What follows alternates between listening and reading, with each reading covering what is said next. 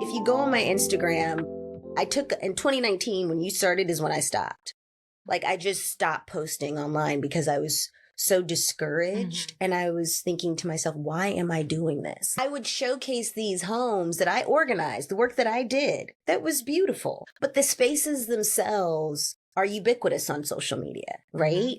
And it's a look that I knew was attractive, but I think why isn't just normal homes attractive?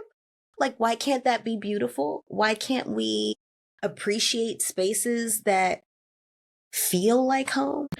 Well, that real people live in. I start to feel, so you stopped your social media in 2019.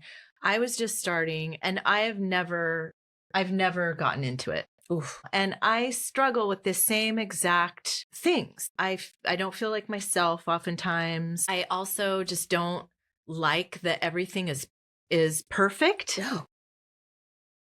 And they're like, be your authentic self or whatever. And I'm like, none of this is authentic. No. Staged. None of this of what I am consuming, which I know all the other people who are not professional organizers, who are looking to have this in their life, or they want it, or they're like, how do I get that?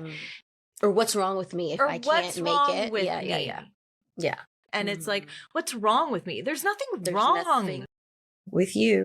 There's nothing wrong with you. Make your home work for you and yours. And oftentimes that looks very different all the time. Yeah. Because no one person is the same. So all the time it's going to be different. If you enjoyed what you were listening to, please check out my book, What Stays and What Goes. All right. Until next time.